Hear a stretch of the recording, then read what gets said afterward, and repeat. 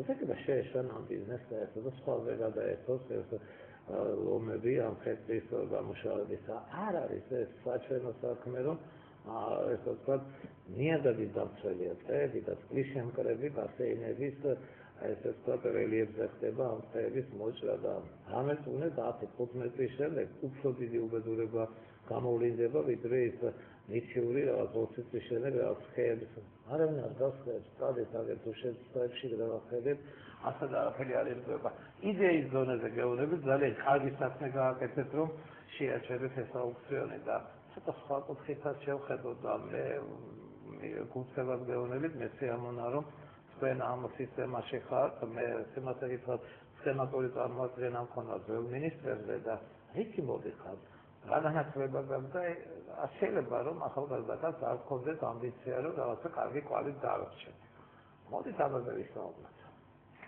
ისე მოდი ვარ ჩემი გამლილი გზით გახლავთ 35 წლის მე დავამთავრე თბილისის უნივერსიტეტის სახელმწიფო უნივერსიტეტის საერთაშორისო სამართლის და ურთიერთობების ფაკულტეტის სადაც სხვათა შორის ყოფილი ერთ-ერთი ყოფილი ფინანსთა მინისტრის მეუღლე ქალბატონი რეგინა იაკობიძე ეკონომიკას 3 წლის განმავლობაში მეკითხავდა ფანტასტიკური ეკონომისტია დღეს ვცდილობდი მასთან დაკავშირებას ის გახავთ ლიტვის საპატიო კონსული ახლა საქართველოში და თუ გისურვებთ მინდა ვთქვა რომ დამიკავშირეთ იმიტომ რომ ტელეფონი რომელზეც ვეკავდი კაცშული იყო და აქვე მინდა მოუწოდო სხვათა შორის ეკონომიკის ექსპერტებს რომ დღეს ვინც არ უნდა იყოს როგორი პოლიტიკური აზრიც არ უნდა ქონდეს როგორი დამოკიდებულება დღეს არ არის რაღაც ბრძოლის დაპირისპირების რაღაცის რომ აუცილებელია კრიტიკა მაგრამ აუცილებელია რომ გავსხდეთ და ერთად ვიფიქროთ იმ საერთო საფრთხეების და გამოწვევებზე რომელიც ჩვენ ქვეყანას ემუქრება და არა მხოლოდ ჩვენ ქვეყანას ეს არის ის პროცესი გლობალური პროცესი რომელიც მსოფლიოში მიმდინარეობს და ამ საფრთხეებიდან დასხმაზე ჩვენ უნდა ვიფიქროთ ერთად აუცილებელია თითოეული რესურსი ჭკვიანი, კარგი, გამოცდილი ეკონომისტის დღეს არის გამოსაყენებელი სახელმწიფოს მხრიდან და მე ამ მოტივაციით მოვდივარ პირველ რიგში. ესე იგი, ჩემი დაბადებიდან თქვი უნივერსიტეტი ვახტენე და შემდგომ უპერიცი მოვდივარ, პრაქტიკულად თითქოს დავასრულე.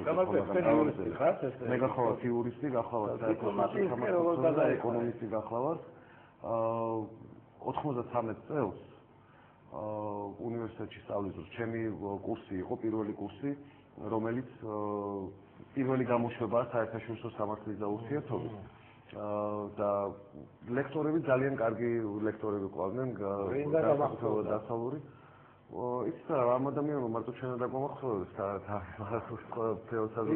დაამახსოვრებს მე მინდა პირველ რიგში ახლა ეკონომისტებიდან ქალბატონი რეგინა ვახტენი და ბატონი ალექსანდრე რონდელი ვახტენი ქალბატონი ნინო ბურდიანაძე იყო ჩვენი ლექტორი ასე ბატონი თედონიძე იყო ჩვენი ლექტორი ბატონი ლადო ჭანტურია იყო ლექტორი გიკითხავდა ძალიან ბევრი პროფესიონალი როგორც იურისტი ისე საერთაშორისო სამართლის მცოდნე და მე მინდა ბოლოს ვახსენო სპეციალურად ბატონი გიგა ბურდული რომელიც სულ რაღაც 1 თვის წინ გარდაიცვალა და გიგას მიუძღვის ძალიან დიდი წვლილი დამსახურება ჩვენ კურსთან მიმართებაში რომ მან მოკვიდა ხელი რამოდენიმე ადამიანს მესამე კურსზე და წარმოყვანა საგარეო საქმეთა სამინისტროში პრაქტიკანტებად იმ პერიოდში 93 წელს სამინისტრო საგარეო საქმეთა სამინისტრო პრაქტიკულად აწყობილი კი არა და არ იყო შემდგარი სამინისტრო საქართველოს ახლა დამოუკიდებელი იყო და ჩვენ დავიწყეთ მაშინ რაღაც ჩვენი მიმართულებით დაალაგება მე ავიღე პოლიტიკური დეპარტამენტში გავხდით პირველად ვიყავი მეორე ევროპულ სამმართველოში ეს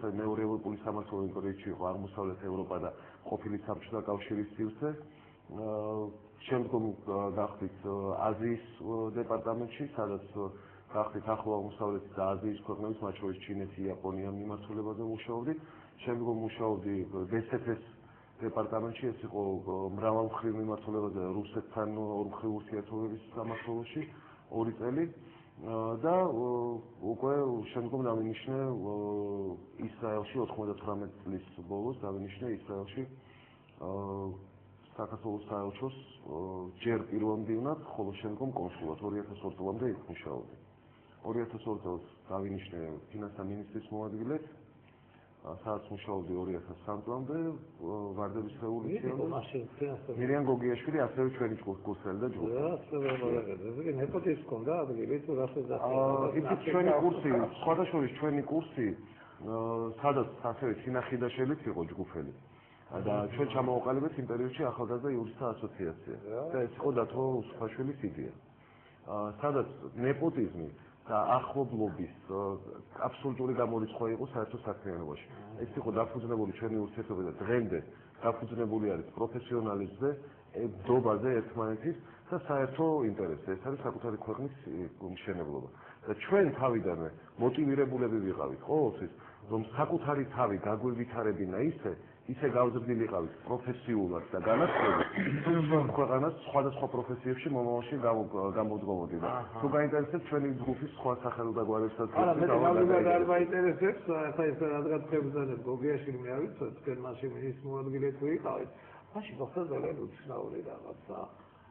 ну ყველას ჰქონდა ახლა მე ჩვენ ტელევიზიას არასდროს არ ვუხილდა და საბიუჯეტო დავალიანებების გადავადება მოთხოვე ამ გოგიაშვილს. საერთოდ მაშინ მოთხოვე იგივე რუსთავიორმას.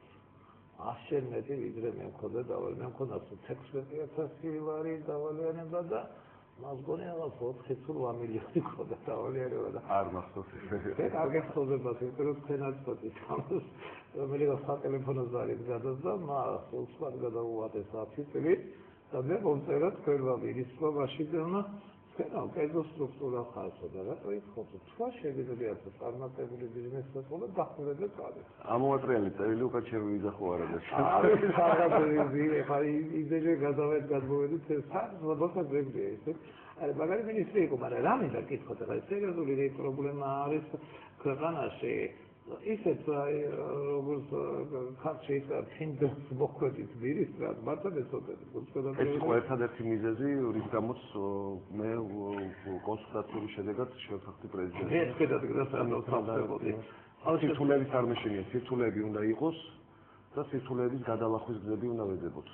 ეს აუცილებელია, ეს არის სამუშაო, სადაც შეუძლებელია ალბათ რომ პოზიტიურად გამოხვიდე, მაგრამ მაქსიმალური ძალისხმევა უნდა მოვანდო. მთლიანად უნდა დაიღვარო იმისათვის რომ ეს საფრთხე ავირიდო. დაიღვარეთ, მაგრამ ეხლა თქვენ მოსთხოვეთ ყველა მსოვნეს და სპეციალისტს დავუდგეთ ერთადაო.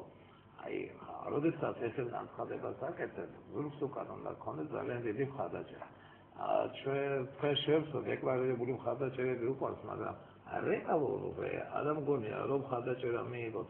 თქვენ ძალიან დიდი იდეის დონეზე მაინც ძალიან დიდი და კარდინალური რეფორმების მოთხოვნილება დაგიჩნდება, თუ კი გინდათ რომ ამე გაკეთდეს და არ მგონია რომ ამბავში ამ თავრობი და მხარდაჭერა მიიღოთ. სუდი პერიოდი, საშელა სუდი პერიოდი. მე გახავთ პოლიტიკური გუნდის წევრი, მე გახავთ თავრობის წევრი, რომელსაც აქვს პასუხისმგებლობის გზნობა განაცხადოს, რომ ჩვენ ვართ ღია თანამშრომლობისთვის. ამას ამბობს ლაშა ჟვანია, ახალ დანიშნული ეკონომიკის მინისტრი და ამას განახორციელებს კიდევ. ველოდები თანამშრომლობას. ვაშეთ ახლა დავიწყოთ. ქვეყანაში მე არ ვიცი ახლა რამდენი რა იწარმოება, რაღაც 280 წელს მაქსიმუმ 300 მილიონის ექსპორტი არის. ჩვენი პროდუქცია გადის გონი ამდენი თურქეთში. არა, თურქეთში. იქიდან რამდენი შემოდის, ნუ რა დავიწყეთ, მაგრამ აი სახელმწიფოს აქვს რაიმე სისტემა შემუშავებული, რომ ნაკლები დაუშვათ შემოვიდეს და მეტი გავიდეს. ეს არის ყველაზე დიდი პრობლემა საქართველოს ქართული ეკონომიკაში. მე უფრო მძიმე ციფრებს მოვიყვან და გეტყვით, რომ საერთო სავაჭრო ბრუნვა საქართველოში არის 5 მილიარდ 260 მილიონი დოლარი საშუალოდ. აქედან 3 მილიარდ 600.000 მოდის იმპორტზე და მილიარდ 60.000 მოდის ექსპორტზე. რაც არის დისბალანსი 3 მილიარდ დოლარზე მეტი, თითქმის ეს არის სერიოზული პრობლემა, პრაქტიკულად ჩვენ ვართ მომხმარებლები იმ პროდუქციის, რომელიც იწარმოება საზღვარგარეთ, რომელიც უზრუნველყოფს ადგილობრივ წარმოებას, დასაქმებას და ასე შემდეგ. ამიტომ დღეს ჩემი პირველი გასვლა იყო თბილისის გარეთ, მე ვეწვიე მარნეულში გავხდით მარნეულის გადამამუშავებელ ქარხანაში, იმიტომ რომ ჩვენ გონდა მე ჩამოვილი შეძლების დაგვარა ძალიან მოკლე ვადაში ძალიან ბევრს განსაკუთრებით ჯეწვის ხამის რაც მინდა მე მინდა ვნახო მინდა ადგილზე ვესაუბრო მეწარმეებს მეწარმეებთან საუბრის დროს მაგრამ ციფრებით არ არის შენ თუ არ გაქვს პოლიტიკოს მინისტრს სახელმწიფო მოხელეს უშუალო შეხება ადამიანებთან შენ ვერ გძნობ ციფრებით და ქაღალდით ვერ გძნობ იმ პრობლემებს რამდენი განცხადება შემოსულა ჩვენთან მაგალითად ფინანსთა მინისტრის მოადგილე რო გახდით ან საგარეო საქმეთა